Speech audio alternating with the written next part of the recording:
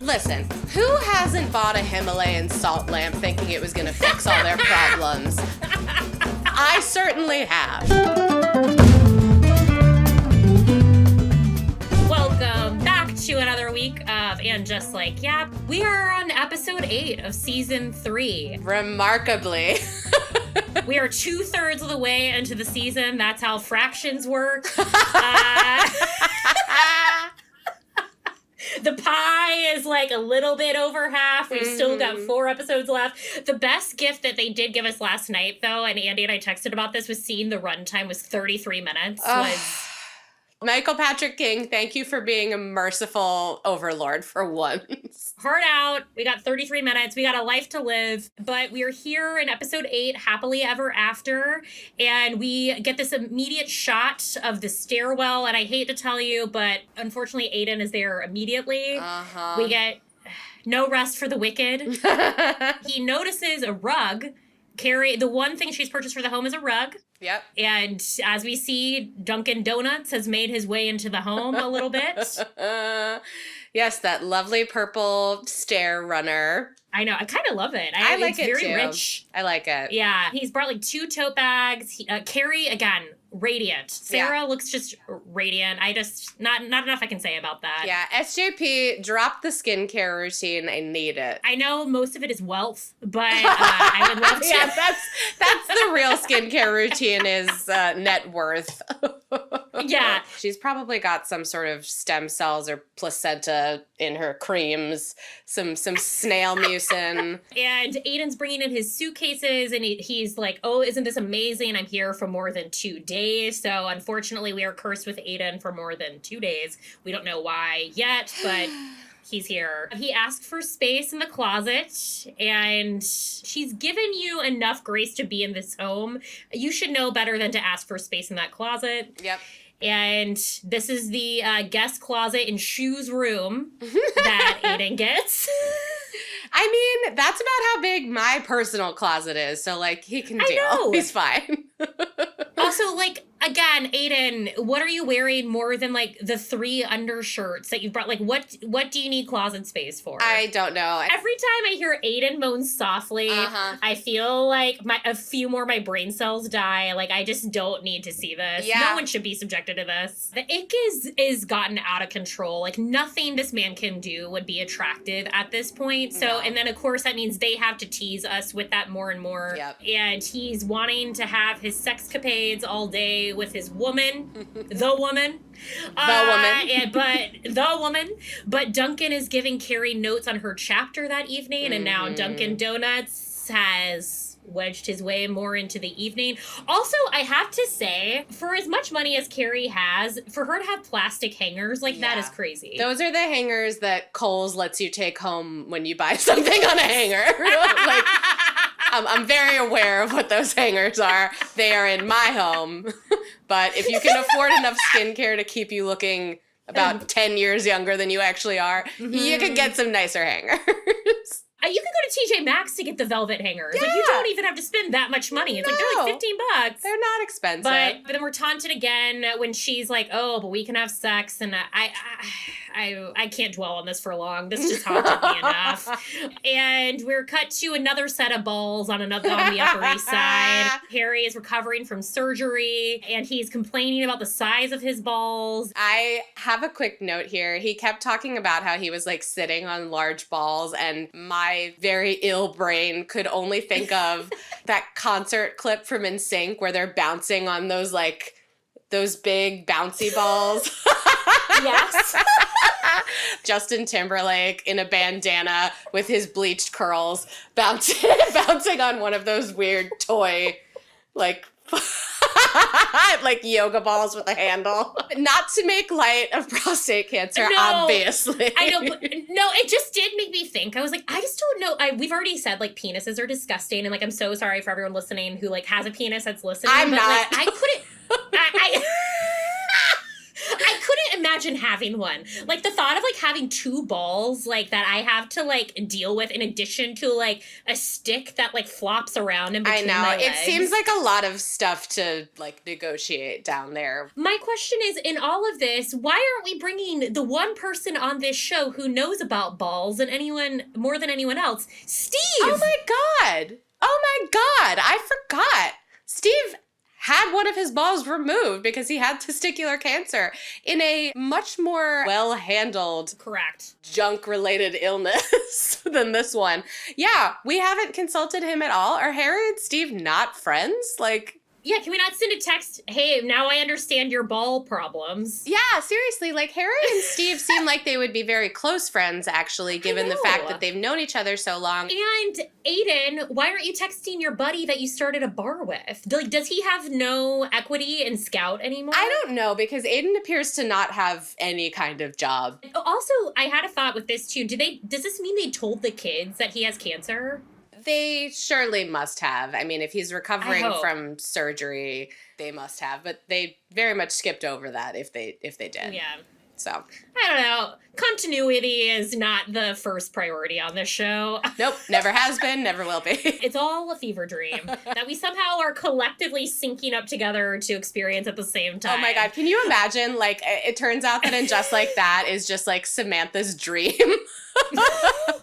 Like Saint Elsewhere, like how at the end of the show it was all in the wow, maybe that's what we're leading to. Yeah. It's in a globe in Samantha's apartment in London. Yeah, it's in a snow globe.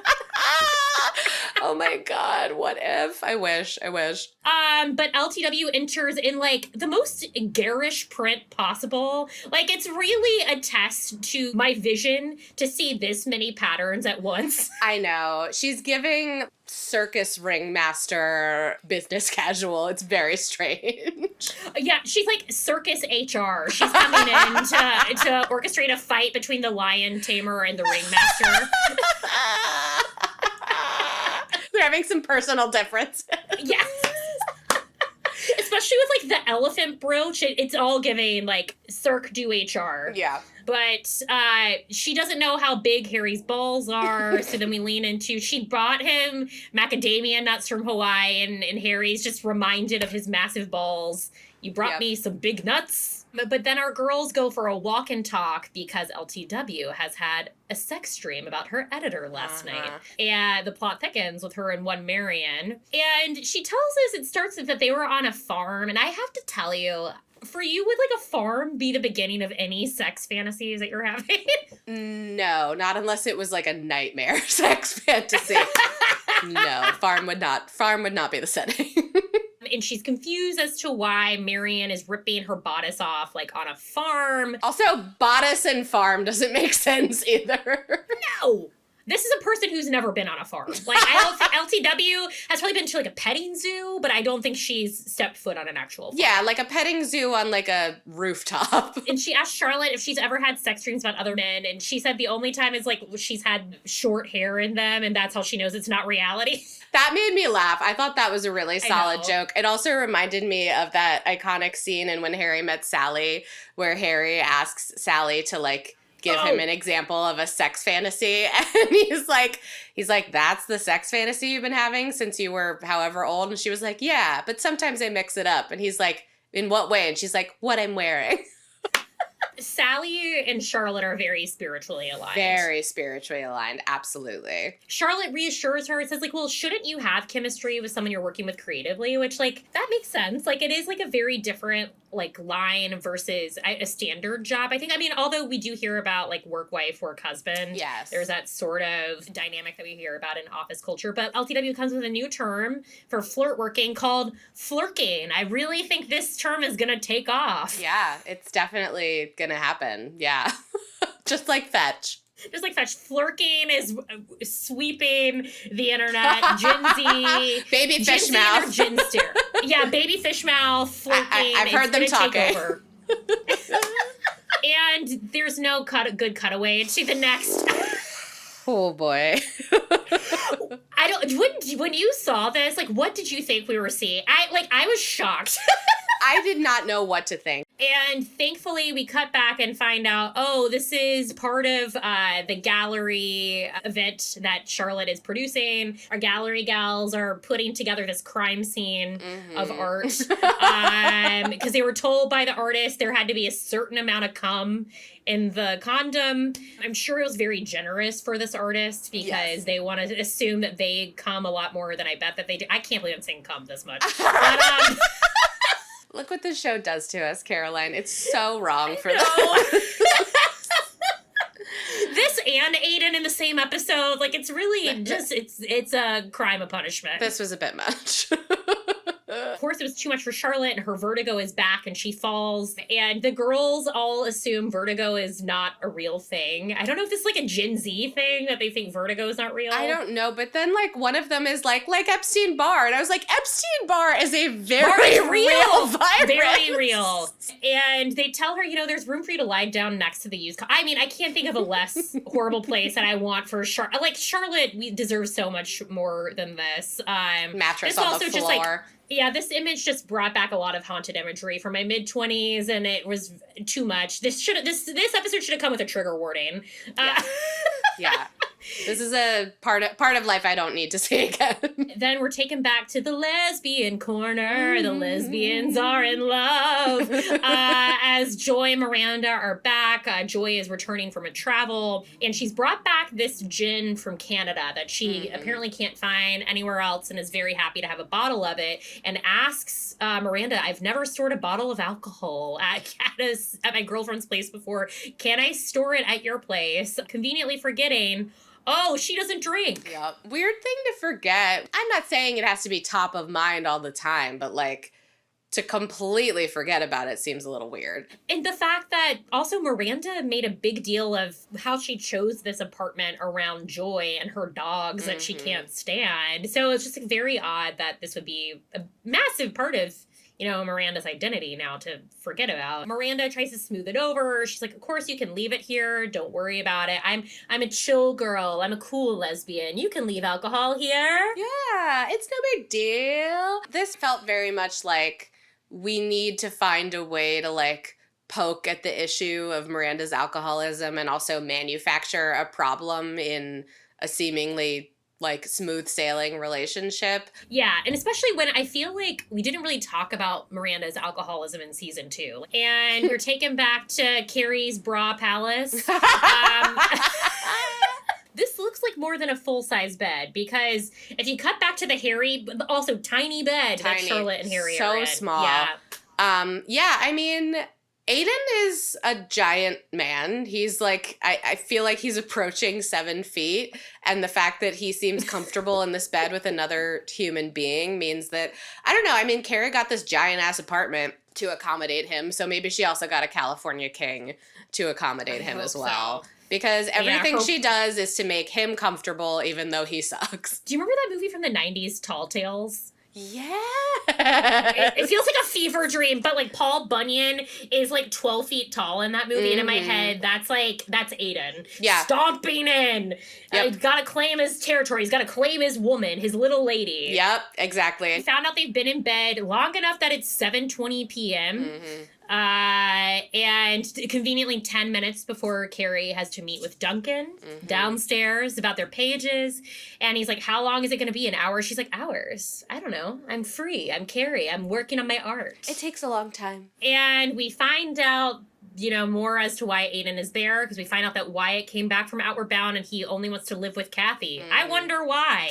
Why would that be? Yeah, maybe he wants to go somewhere where he can be on his Switch in peace instead of being forced to do work on your water heater. Yeah, maybe he didn't want to live on a labor farm where, as a child, he is forced to put siding on the house instead of enjoying his life. And dealing with any mental issues. We're ignoring everything. Yeah, I'd want to live with Kathy, too. Yeah. So then Aiden asks the age-old question, the fuck did I do? How much time do you have, Aiden? Because I could tell you a few things the fuck you did. I mean, clearly in this head, this man is the victim. Everything is upside down in Aiden land because what he's done is good as a parent, good as a father, husband, partner. Nothing he's done is problematic. Yeah, no notes. No notes at all. And he's like, well, I'm sitting down there alone.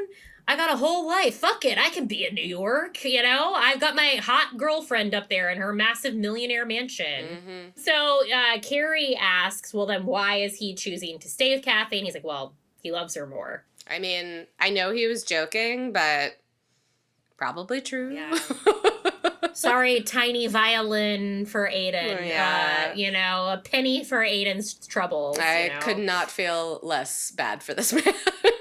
And there's no empathy for this man. Again, asks, how did I wind up the bad guy? Just everything. There is no sense of, like, any sort of perspective around this man. No, like, Aiden, you were there during that huge blowout where Wyatt was feeling so unheard that he smashed a window.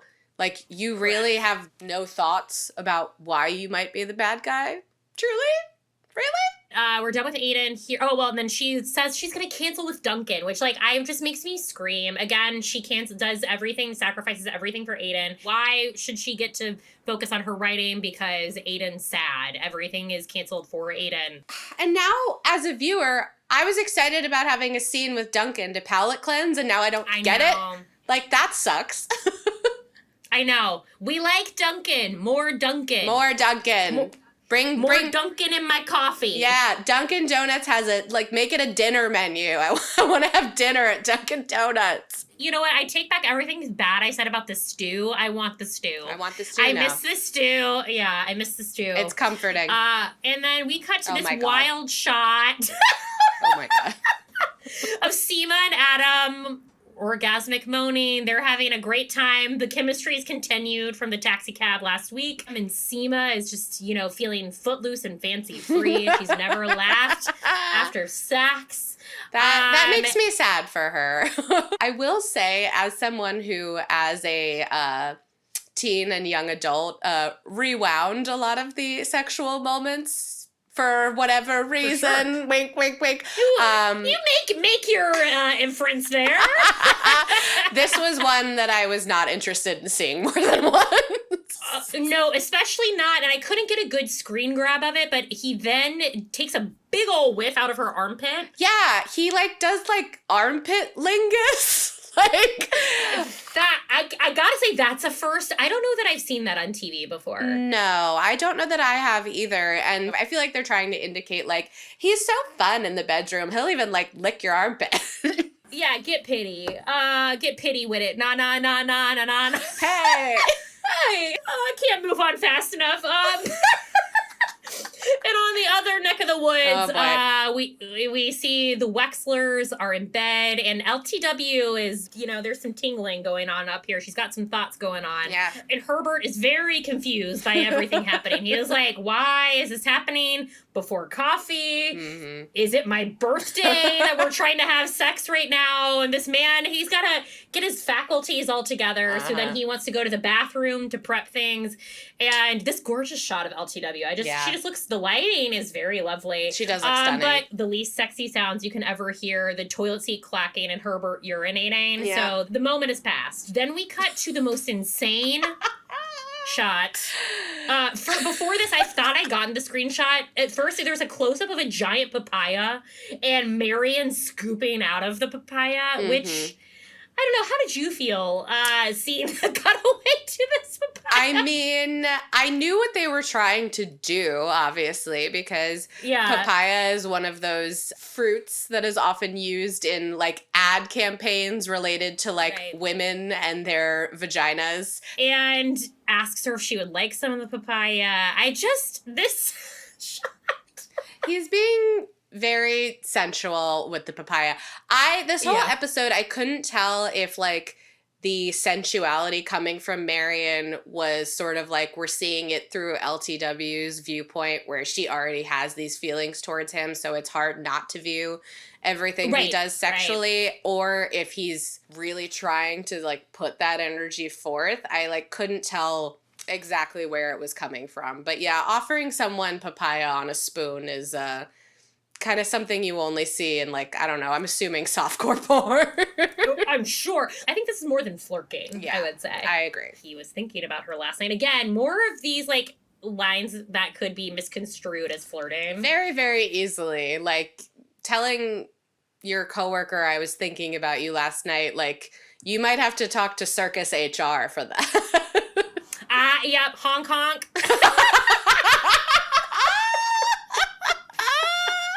Honk honk, somebody call Circus HR. I've never thought about HR at a circus before, and now it's like all I can think about. I'm sure it's something that needs to be thought about, truly. I mean, because do all the clowns want to be in that car together? And we cut back to Bunyan headquarters, and he's asking Carrie, and this feels very Spice World, do I wear the little black dress? The little Gucci dress? Or the little Gucci dress? Gucci dress. I think you should wear the little Gucci dress. Thank you, Melanie. It's very bad. And then, of course, the cringe continues. She asked me, what's in your suitcase? Is a bunch of tube socks. Yeah. This is strange because we have now twice been like, why does Aiden have so much baggage? That's a question. Yeah. But why does Aiden have so much actual physical baggage? Like, why are the bags so heavy? Why are there so many of them? And he won't say. And I was like, what is this, like, and just like that meets Seven mashup? Like, what's in the bags? What's in the bags? I know. And just like, and how he keeps brushing it to the side because, as we know, Aiden faces nothing head on. Yeah. Also, I was like, I don't trust any tube socks from that man's home. No. I don't want those in the house. Too many don't sons. want those in the house. Too many teenage sons. Like, yeah. No. But yeah, like, I actually, like, lost a little bit of sleep about this last night, because as I was drifting off, I was like, what even could be in the bags? Like, for a show that is, like, wildly unpredictable because it has no plot continuity, it's also fairly predictable usually, and I'm like, what even could 100%. Be in the bags? I'm like, is it just, like, a giant, very heavy engagement ring for Carrie? Like hearkening back to the original series. Like, I don't know. Like, what could he possibly be lugging over there that would have, like, any significance or meaning? Do you have any ideas? Because I have none. Maybe one of them has, like, 80 tubes of speed stick. And then, oh God, the two frame cringe mountain that we see. He says, permission to cross the border, permission denied. And it's just, I hate this relationship so much. I know. Like, it seems like she's having fun and laughing, but, like, this is not the, like, witty repartee Carrie that we know and love. This is, like, weird yuck Carrie that I don't like. Right, like, trying to deny anything that could be going wrong under the surface. Yeah. Like, it's just, I'm overdoing it. I'm overcompensating for my long-distance boyfriend, but we're in our 60s. Do I call him my boyfriend anymore? What are we? I have to put my life on hold for 5 years. Like, it's just... The only thing we have to joke about in this relationship is Carrie's closet. Really? And Aiden says, hey, why don't we invite Dunkin' Donuts to dinner? A joke so good. Let's hear it 10 more times. Would it be shocked if Aiden ordered, like, personalized merch for him that says, like, Dunkin' Donuts on a mug? Like, honestly. I thought of you, bud. I know. Yeah. Also, interesting move to invite him to dinner. He's clearly trying to play it off cool, but, like, he's very curious and wants to, like, size up what kind of a threat he could possibly be. Oh yeah. He wants to piss all over his territory. Mm-hmm. He's like, this is my little lady, not yours. Like, I'm taking her on my horse. Like, and Carrie just tries to, like, set his worries at ease, saying, like, we just talk about our books. Mm-hmm. Our books, our novels, our very lengthy novels that we're writing. Mm-hmm. And Aiden immediately is like, I find that hard to believe. The smartest thing this man has said the entire season. Yeah, the most perceptive and in tune with reality I've seen him in quite some time. Yeah, no, and to quote LTW, they're flirting. They are flirting. There's a heavy flirk over the hot stew. We are now at this intimate New York dinner with Adam and Seema, where Seema catches a very shocking thing to see in the middle. I think no matter where you are, this would be a wild thing to see in a restaurant. A woman is just applying deodorant. Like, both of them are taken aback by it. And they say, like, I've seen crazier things. At least those were, like, basic necessities. To which we find out You know, Adam the gardener doesn't use deodorant. Oh, this was disappointing. It only opened up a window to many other things that Seema maybe doesn't align with. Yeah. You know? Okay, is him not using deodorant like the worst thing? It is not, but to then be preachy about it to me is because it's a personal grooming thing. Like, I'm so happy for you, Adam, that you can sweat in a garden all day and then just put a crystal up to your armpit and that's all good and fine for you. But some of us don't have that luxury. Some of us need Arm& Hammer lest we get very, very smelly. So I'm fine if you have a natural alternative that works for you, fine. Yeah. But don't preach to me about it. Like, let me use what I want to use under my own armpits. And I did look up, like, the rock crystal thing, and I'm still kind of confused by it. It's in a deodorant tube, but it's, like, a mineral that you apply. Yes. And it blocks the smell. And I think you, like, run it under water first, maybe. Listen, who hasn't bought a Himalayan salt lamp thinking it was going to fix all their problems? I certainly have. But I have too. Listen, I have some magic rocks in my home right now. I mostly bought them for aesthetic purposes, but if they provide a little extra something in my life, so be it. Right. I'm in rock headquarters, LA, crystals. I can close my eyes and point and there's someone that has a crystal. I have one on my nightstand. Yeah. Like, it's going to cure all of our problems. Yeah. Placebo effect is a very powerful drug, and I have certainly used it to soothe my life in a variety of ways, but the one thing that a crystal is not going to do is keep your armpits from smelling like absolute shit.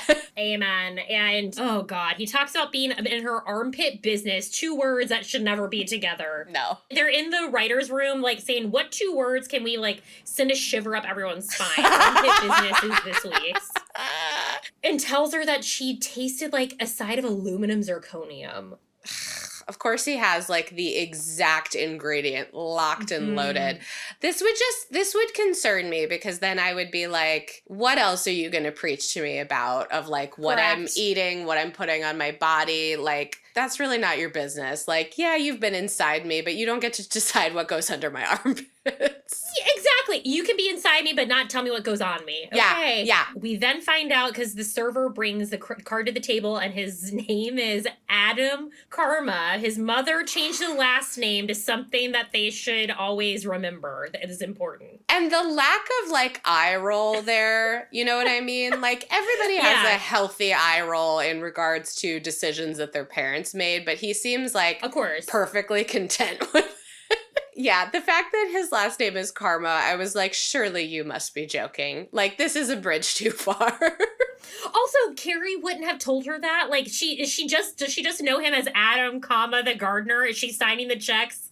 Oh, Adam, yeah, she's paying him. She doesn't know his last name. Also, again, this man has been inside you. You didn't ask what his last name was. Like, I don't know. That's it. It seemed weird that she would be finding that out in that moment. But also, like, the waiter being like, thank you very much, Mr. Karma. I'm trying to wonder if there's some sort of, like, is Karma coming back around in, like, a positive or negative way? Like, I'm unclear. I think it was mainly just a joke to drive home the point that this is a crunchy fellow. Right, that he lives and breathes, karma. Karma's a vibe, it's happening. It's that, and it, of course, made me think of Taylor. Yep. Karma is the guy on the Chiefs coming straight home to me, but instead, Karma's the guy licking my armpits. Karma is the guy telling me what chemicals I'm allowed to have on my epidermis. Oh, boy. There's no good, transition. That this is the next shot at the gallery. We now... there's a stand-in on the very important piece of art in Charlotte's gallery. And this trio is standing over it of Adam, Seema, and Aiden. I'm sorry. I thought that was Adam, Seema, and a light pole. Forgot. It's Aiden. And they are observing this art. And we're still talking about the deodorant. And of course, this is such an easy volley for Mr. Speedstick himself. Hey, Aiden, do you wear deodorant? Oh, yeah. I was shocked he didn't have a speed stick in his back pocket. Seriously. To whip out. One of his half-empty speed sticks.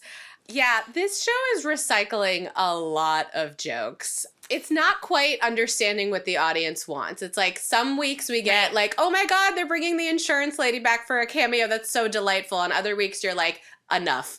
Enough with the Dunkin' Donuts. Enough with the speed stick. I know you have intelligent people on the writing staff. Let them do their thing. And of course, then it's his opportune to ask them if they've met the cat who lives under Carrie. Like, what in the 1950s did we walk into? This cool cat. Like, what? Aiden, what's going on? Like, when did you decide that this was the way you were going to be talking? Like, who's the cat under Carrie? Like, what? I'm a cool guy. I'm a chill guy. You know, I know the cat. He lives under there. Oh my God. Seema and Adam exchange a glance. Like, they know what's up. And so they want to, like, make Aiden feel like nothing's going on. Mm-hmm. He's a meanie. Yeah, he's a meanie. And that's that. Like, you know, Aiden feels satisfied with his response and is, like, not digging into it any further. The issues of, like, what's happening with Miranda and Carrie couldn't be felt more loudly, happily ever after, the name of the episode. In the background of the shot, it says, right now I'm not happy, in the largest font possible to hit us over the head. Carrie is not happy. Woo, woo, woo. Miranda, not happy. Woo, woo. Like. Yeah, seriously. Like, ladies, please look up and read the signs. Miranda says, well, happiness is an iPad and a cleaning lady. And honestly, this looks like my dream life. Like, I this know. woman. She looks so comfortable. Ugh. I hope it's like an Egyptian like thread, like 500 thread sheet count. Like, that just looks luxurious. Yeah, that looks great. That looks like any time I get to be in a hotel by myself and I'm just like the most content I've ever been in my life. I know, like, this is like the largest bed we've seen on And Just Like That. And it's in an art gallery. Also, the hats on some of the people in these scenes, if you go back to your last slide, like that Jamiroquai virtual insanity ass yellow hat right there. And then in the next slide, we have like sailor art gallery chic in the right corner. But the girls are discussing, oh yeah, we've changed though. Like, look at us now compared to, say, the 80s, you know? Look at how much has, like, changed. And then Miranda is like, well, look at me now versus last year. I'm happier. And we now have the big bomb where she's like, maybe I'm just, like, an alcoholish. The new phrase of the episode, we have flirting and alcoholish, which is, obviously, the girls are a bit alarmed by this because, you know, maybe Miranda's like, it was a phase. Alcoholism was a phase. Yeah. And it's concerning. It is. And I will counter that, Miranda, with, you know, to your point about, you guys have known me for forever. I wasn't always an alcoholic. They've known you for forever, and you also weren't always an out queer person. So we contain depths that we sometimes don't have access to until later in life. Yeah. And we've seen, like, Miranda has addictive behavior. I mean, she did eat a piece of chocolate cake out of a trash can. She sure did. Carrie and Charlotte are rightly so concerned by everything that's being said. Yeah. And questioning the alcoholism. And she's like, I think I overcorrected. And then I think it's like a reflection of, like, what we're saying, like, how much does Joy actually know about Miranda, and how much is she, like, trying to hide parts of herself so that Joy likes her? Which would make sense because this is only Miranda's, like, second serious queer relationship, and the first one went so badly that maybe she is trying to sort of hide parts of herself in order to keep this afloat. I do think she should give Joy more credit, though, because Joy seems like an intelligent, cool person that I think totally would be accepting of this. You know, it would be nice to see Miranda in therapy. I do think, like, it would be nice to see her, like, attack some of these things heads up. Maybe she could call Mary, you know, and have a confessional with our favorite lesbian nun. Yeah! And have some insight about her behavior. Mary's just back at the nunnery, just like listening to the Wicked soundtrack. And she's like, Miranda, have you heard of this musical called Hamilton? And Miranda's like, you know what? Never mind. I don't. Never mind. I'm good. But this line did really get me. Do I have to be defined by my darkest chapter? I was like, holy shit. For all of the like lines of dialogue, but this was like such like a heavy weighted truth of like, I'm sure this is something we've like all sort of like felt about ourselves and whatever we've experienced in our lives of like, you know, going through something terrible. And it's like, why is this what people always have to associate me with? And like, very valid thing for Miranda to say. It is. It's especially valid like to say to both Charlotte and Carrie having had a very dark chapter, and also Charlotte going through a pretty dark one right now with Harry. So yeah, I thought it was surprisingly poignant. Right on cue, Charlotte has a vertigo attack, and Victor Garber is back, baby, wanting to get this gallery up on TikTok. The man's got to get the views, get everyone in the doors of this gallery. Mm-hmm. And he's talking to Patti LuPone, which I wondered, I was like, why is she still here? And she's asking about the queer masters, which did then make me think, I was like, is she still got the wire on? Is she working on her cut article? That's why she's still making it happen. Maybe. And Anthony, like, because then he's taken away, Patty's taken away, and he was like, I was followed by a car last night. Not beating the cut allegations here, you know? Certainly not. Because he thinks that his mom is trying to kill the relationship, and like, what does she have against me? I love this ongoing through line that like, it's not because she's trying to protect her son, it's because she's trying to take down Hot Fellas Baker. She's trying to win a Peabody. For investigative journalism. I know, she's got Ronan Farrow on the line. I mean, maybe. She still hasn't really made her intentions clear, to be honest. And Giuseppe is like, but, you know, I want the two of you to get along. You're the two most important people in my life. You should cook for her. Mm-hmm. And Anthony's like, oh, yeah, I'm an incredible chef, you know? And he's like, just the two of you. Which I really did hope this was going to lead to the two of them singing Just the Two of Us. Yeah, and again, there's no good... I mean, this actor, I hope they got paid triple. Because, like, the transition to this every time is, like... It felt like I was watching Girls again. Yeah. Just like a naked body out of nowhere. Yep. Yeah, it did have very Girls vibes. I know. And then we see Miranda, Joy goes to the bathroom and gives her glass of champagne. We see Miranda, a devil in a red dress, debating, should I drink the champagne? Should I not? Maybe I'm like okay to do this. And Charlotte sees it from across the room, tries to save the day. But my poor girl's vertigo is also still underway, and she falls, you know, not gracefully at all onto this mattress with the artist, the actor that's on the mattress, and everyone is in horror behind her. We knew this was coming because they almost made it happen earlier when they were setting up the art piece.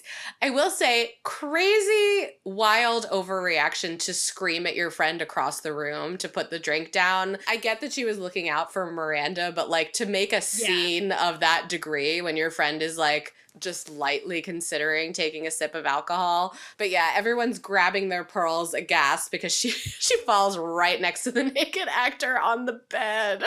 Louboutins down. Also, speaking of crazy hats, that one looks like a vase is on her head. 100%. Like a Dr. Seuss ass vase. And then we've got a guy with like a Guys and Dolls hat. Like, I got your horse right here. His name is Paul Rubin. Like, luck be a lady. I know. Everyone showed up to this gallery opening. And again, we're now trying to say that like vertigo is not real. Like, what do we have against vertigo? Like, what do we have against an inner ear imbalance? Moving on, Carrie tries to, you know, help our girl up, and she needs to go home. The vertigo is happening, but we cut to our pair at the movies, side by side, very intimately, as we see the vibe between them is magnetic, and the dialogue in the movie is clearly reflecting everything Marion and LTW are experiencing in the theater. Her with her piano, me with my whore. And this causes LTW that she has to leave, and Marion's like, but what about Michelle Obama? What about Michelle Obama? What about Michelle Obama? I know. Truly. Our girl. But we gotta get my kids, they need seltzer. This is the time. In the middle of this movie, she has to leave and get her kids their seltzer they have needed. Again, is the vibe flirty, or is it all in LTW's head? Unclear. Yeah, because He did definitely, like, bump her knee with his knee, but it was unclear if it was, like, on purpose or just men always try to take up more space with their legs than they're allowed to. And LTW is on the phone at the store picking up her cans and cans of Spindrift, as we see. Poor Charlotte is just, like, bent over. Because, of course, Harry can't take care of her because his balls are too big to get out of bed. Yeah. And we cut to Miranda home alone watching Buy Bingo while she is working the midnight oil. Her and her Ugava gin that's pounding away like an Edgar Allan Poe story, calling to Miranda. The cask of Amontillado in the cabinet. The Sausalito and the Milano, as you were saying earlier, cutting back to the memory of the chocolate cake that Miranda would eat. Absolutely. Yeah, like we see her pouring the gin in the glass, which I was like biting my fingernails. I was like, Miranda, don't do it. Like, why are you doing this? And then quickly, pours it down the sink and is like, the whole bottle of Ungava has to go. We hear it shatter. Miranda, in this new condo that Seema found her, she does not have to deal with trash like the rest of us plebes, including the Ungava. She will tell Joy later the gin is gone. And we're taken back to the woman. The woman, she has felt happiness, has arrived at her doorstep. This gave me whiplash. I was like, it felt like we must have cut something out of the episode. It would have, like, made sense to me for us to see Duncan at the gallery. Yeah. Because all these random people were there anyways. Like, that would have been an interesting, like, crossing paths of Aiden and Duncan. But, maybe he was too into the Iron Lady. He couldn't make it. He was pounding away at the Iron Lady. Yeah. He's striking iron down there. But, this, like, font choice felt so crazy to me. I know. I, like, maybe, like, she doesn't have readers. Because, like, I think of, like, Sex and the City font. It was at least, like, a chic, like, 12-point size font. Yeah. And this looks like size 52. It's very, very large. I know, as she talks about remarkably and quite unexpected, like a magnificent bird on her doorstep, not wanting it to fly away again, alluding to Aiden, and she's happy with him home, blah, blah, blah. Who's buying this book?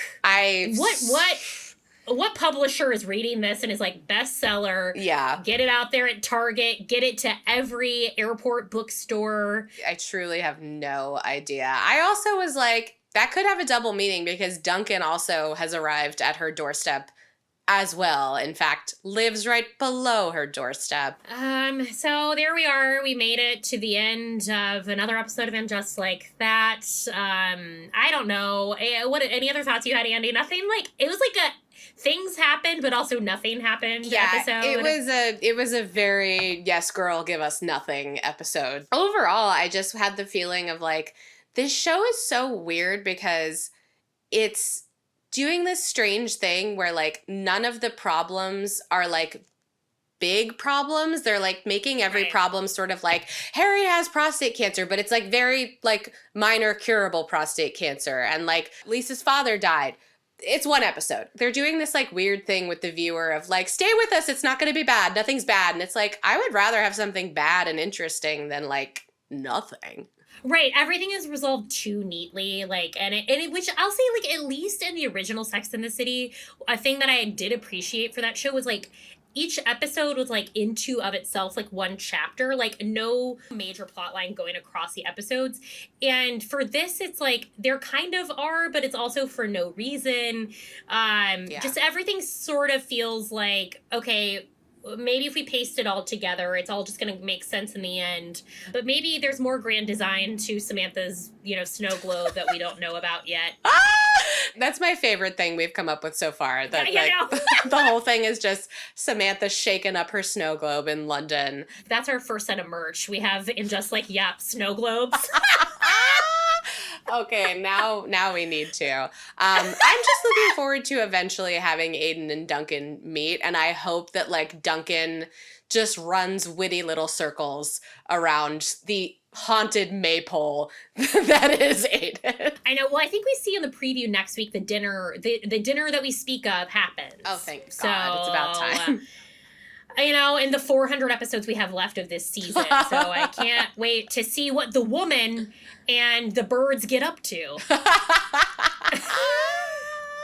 It made me think of, you know, like The Girl on the Train, like all of those books. Yeah. Like, that's what it makes me feel. The Woman in the Window. Yes, absolutely. Maybe that's what she's doing. She's writing like a Gillian Flynn-esque thriller where ultimately the woman kills Aiden Shaw. Yes! The woman kills the carpenter. Yeah. Oh. The woman and the carpenter. The woman and the carpenter. We'll workshop it. Yeah, we'll workshop. Well, we can only hope. Thank you for joining us again for know. another recap of this godforsaken show. We will be back next week with more because they keep giving us more for some reason. We love that you're here. Thank you for watching and listening, and we will see you soon. Bye, everybody.